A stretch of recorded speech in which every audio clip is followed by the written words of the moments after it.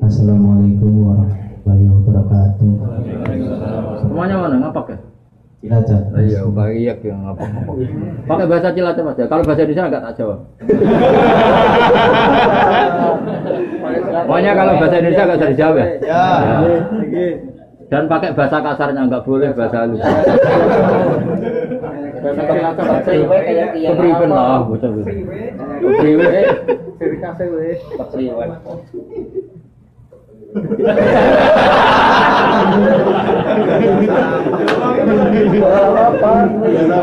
Biasa apa itu? Kalau nggak apa anggap saja tanya sama ini lah, nggak tanya sama. Ya sudah, bisanya. Takon buat. Ya, wis oleh ana. Naik ngaji nang YouTube, apa entuk pahala? Entuk.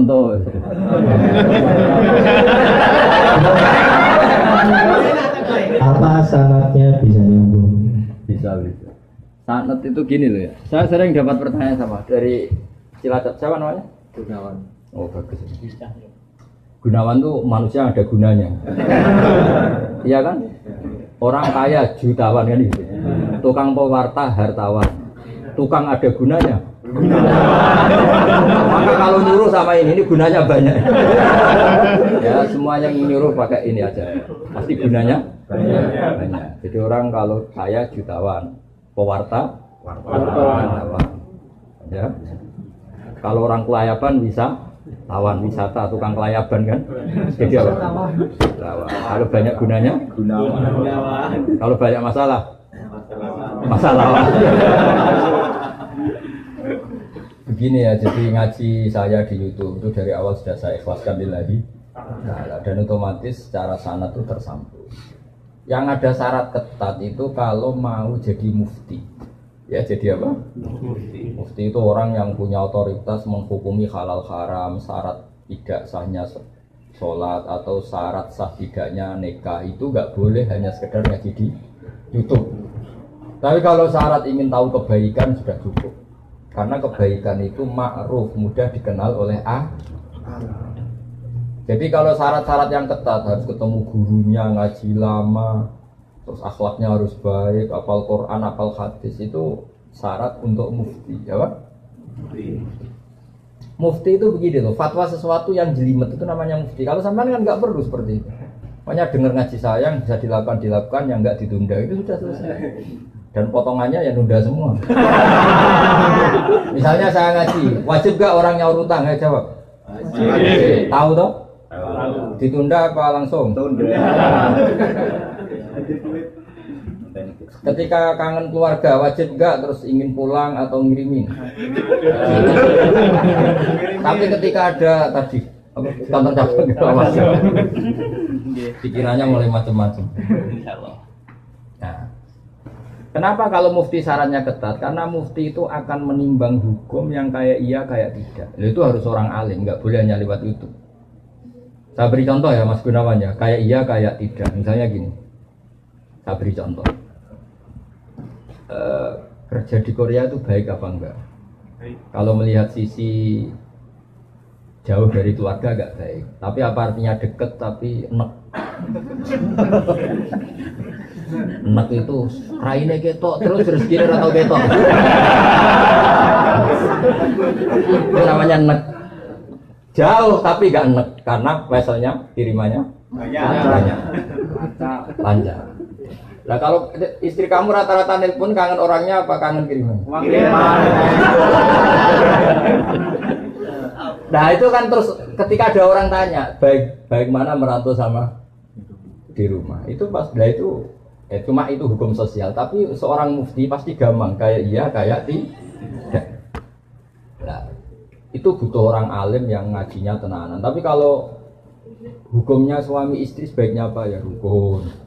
Itu kan nggak perlu mufti, pasti iya gitu apa? Pasti iya. Jadi saya jawab ya, jadi kalau ngaji lewat YouTube itu sudah sah. Cuma tetap saja nggak sah kalau sebagai mufti. Mufti itu menentukan hukum halal haram. Misalnya kamu marung di warung Korea yang terkenal misalnya masak babi, tapi yang kamu makan bener-bener telur atau ayam, hukumnya gimana? Mesti mufti itu mikir. Kalau melihat ayamnya halal, tapi paling digoreng di wajan yang sama, diletakkan di piring yang sama, dan mereka nyuci piring pasti tidak dengan cara Kalau melihat gitu kayaknya tidak halal ya. Tapi kalau melihat bisa saja, meskipun bisa saja pas jatah saya piringnya baru. Tapi meskipun kemungkinan itu entah. Tapi ya buat senam otak yang nggak mungkin dianggap mungkin saja. Tapi ini ya itu mufti. Misalnya sholat pesawat hukumnya gimana? Kalau melihat waktu sholat ya harus sholat. Tapi melihat kalau kamu sesuci misalnya, sesuci di pesawat itu wudunya kira-kira sempurna enggak? Buatan kan? Kalau sempurna dimarahin kabin. Setelah wudhu tidak sempurna kira-kira tetap wajib sholat apa enggak? Mesti jawaban pertama wajib. Lalu sholat ini namanya apa? Sholat dihormatin waktu, hanya menghormati waktu, tapi nanti setelah di kos-kosan atau di Korea harus dikodoi. Tapi ketika wajib ngodoi melihat wajah-wajah gini, wah sholat aja sudah menguntungkan, disuruh wajib ngodoi. Muftinya ngeper lagi. Karena wajah-wajah kayak sampean itu semua mufti pasti ngeper.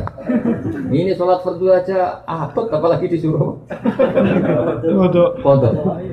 Hanya kalau ditanya, hukumnya gimana Gus? Wajib sholat? Wajib ngulang enggak? Kamu enggak. Terus ada lagi orang tanya saya ini, orang nggak pernah sholat sampai 10 tahun. Setelah tobat tanya, saya wajib kodok nggak? Tak lihat wajahnya itu kalau diwajibkan langsung nggak sholat. Akhirnya saya sebagai kiai ngakalin, ya sudah penting kamu sholat dulu aja lah, tidak usah tanya kodoknya.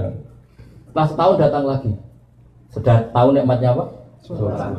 Gus caranya kodok gimana? Sudah nggak tanya kodok wajib enggak? Caranya kodok gimana? Saya bilang ya pokoknya tiap sholat kamu 2 kali aja, nggak usah langsung banyak apa? Tiap sholat 2 kali. Yang satu untuk sholat wajib hari ini, yang satu untuk nyaur utang yang dulu. Karena kalau langsung dihitung 10 tahun tuh sebulan kali 5, 10 hari aja berapa? 10 hari kali 5 waktu sudah 50. Berarti tiap 1 bulan 150. 150 kali 12 berapa? Banyak ya. Kali 10 tahun. Lihat raweh saja dia takut apalagi. Nah, wajibnya qadha itu sesuatu yang mudah dikenali. Tapi ngitung loyalitas orang pada agama. Rai-rai gini, rai-rai tobat musiman gini. Kalau langsung diwajibkan itu malah apa bahaya. Makanya bilang ya sudah sholat dulu aja. Katanya kiai harus ngodok ikut 10 tahun sudah, saya sholat dulu aja, tidak usah tanya itu. Makanya dulu tuh ada cerita unik. Ini guyonan saya sebagai penghormatan pada Korea palsu ini ya. Ada kiai itu kan rata-rata anaknya cantik. Kalau anaknya tidak pati cantik, ya rapati kiai. Kiai betul itu rata-rata anaknya cantik. Karena istrinya rata-rata ya. Kalau kiai istrinya jelek ya agak musibah. Tapi bisa bikin kantor cabang kan? Ini provokator itu. Apa pengesahan apa? Pakai kartu apa? Enggak, kantornya aja. Dia istilahkan istri kedua itu. Singkat cerita itu anaknya itu cantik. Ya dulu itu nggak ada akses ke dalam kecuali harus jualan apa? Air. Jadi ada orang santri itu agak nakal dia. Ingin tahu ningnya kalau dalam bahasa pondok itu ning. Taman karena saya yakin semua yang ngaji saya di sini itu masih ada sisa-sisa santri. Karena orang Indonesia hebatnya gitu, kecilnya mesti dolanan di musola, nguyaya di musola, ya kan? Baiknya orang Indonesia kan? Iya kan? Karena rata-rata kita pas kecil itu kan nyon sewu miskin, yang ada jeding itu di musola. Sekarang keluarnya tamer-tamer di Indonesia ke saya gitu, semenjak masjid bagus, kamar mandinya bagus. Kadang orang mau ke masjid itu bukan karena ingin jamaah, kudu ngising di rumah lari ke masjid. Ya kan sekarang banyak enggak? Banyak karena kamar mandi masjid lebih bagus. Yang parah kalau mau tidur Kang Ali, di rumah enggak ada AC, enggak ada kipas angin. Kalau ngantuk ke masjid. Kipasnya dinyalin. Di daerah kamu ya gitu. Di sini. Di kos-kosan nggak ada kipas, di sini masjid ada. Ada sih. Malah sih di sini. Itu mau itikaf kok mau nikmati hidup. Nikmati hidup. Sambil jalan minum air. Ya alhamdulillah kok Allah nggak apa-apa lah. Dekat masjid sudah baik. Meskipun niatnya tidak baik, semoga tetap apa? Baik. Singkat cerita dia itu pura-pura jualan apa? Air. Kiainya senengnya begini. Ben baru kayak anakku disenengi banyu murah soalnya.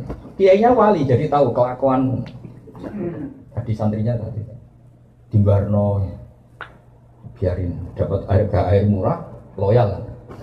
Lama-lama dibilang gini sama kiai. Kamu senang sama anak saya? Iya Pak ya. Syaratnya kamu harus jamaah di depan 40 hari. Kalau itu selesai nanti kesini tak nikahkan sama putri saya. Oh semuanya bukan main.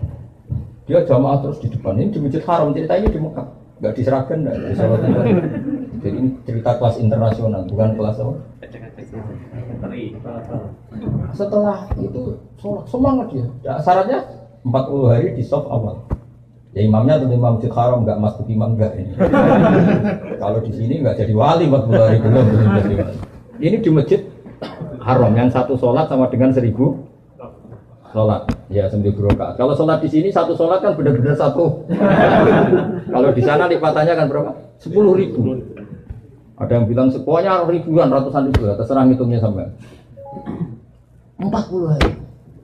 Hari ke-40 selesai sama kiainya digandeng santri. Ayo nak pulang ke rumah saya. Tak kawinkan sama anak saya sesuai perjanjian. Itu santrinya marah-marah. Pak Kiai, minyak uang. Sholat diterima dijoli anak jenengan. Enggak bisa. Ternyata dia hari kedua ketiga sudah ikhlas, tidak karena cewek tadi, tidak karena putrinya kita tadi. Ayo nak pulang saya nikahkan sama anak saya karena sudah 40. Pak Yai, kamu menghina saya. Masa sholat nikmatnya seperti itu hanya hasilnya dapat putri jenengan? Enggak bisa. Sholat saya itu balasannya surga, enggak bisa. Enggak mau saya. Dari sholat untuk dapat cewek menjadi sholat nikmati kebenaran. Makanya kalau kamu ingin kaya tak suruh sholat hati. Nanti kalau sudah sering sholat nikmatnya sujud, nikmatnya muasalah sama Allah terus mulai berubah doa. Apa penting kaya apa enggak? Kalau kok masih ingin kaya terus berarti sholatnya masalah. Akhirnya enggak mau malah dikawinkan. Akhirnya kiainya yang merayu-merayu dia. Sudahlah tetap jadi mantu saya karena kiainya kesemsem ingin punya mantu ikhlas. Sekarang gantikan kiainya yang mati-matian ngerayu supaya dia mau jadi menantunya. Karena ingin punya menantu. Bisa dibuktikan ya. Mau nyoba itu.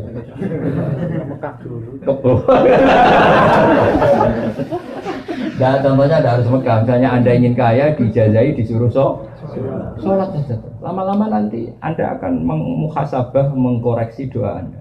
Betul enggak, betul enggak. Nah, Anda suka cewek, mati-matian, cinta mati. Setelah kamu sholat, nanti mesti ada alamat. Ternyata mimpi gambarnya angin topan. Saya pernah punya teman, sholat istikharah. Gambarnya itu angin topan. Ya, macam-macam. Ya itu jadi itu artinya wasta'inu bisabri. Karena kita tidak pernah tahu yang maslahat untuk kita itu ke depan itu apa, kita tidak pernah. Makanya semuanya kita serahkan pada Allah Subhanahu. Mungkin sampean kalau hidup di Jawa karena tetangga roh kiai kadang rapati senang. Karena kadang jenenge gawan tonggo. Tapi gara-gara di Korea melihat Islam gak hidup malah sampean jadi kiai. Kalau di rumah jadi kiai RT saja nggak ngangkat ya. Tapi kalau di sini langsung kiai internasional. Iya, kalau kiai di Indonesia namanya kiai lokal. Kalau sudah di sini Islam. Jadi itulah hikmah yang dikersana Allah Subhanahu wa Ta'ala. Makanya berharap semoga keberadaan Anda di sini benar-benar ikut menyebarkan sujud, tauhid, tasbih di dunia. Ya sudah ya, cukup ini.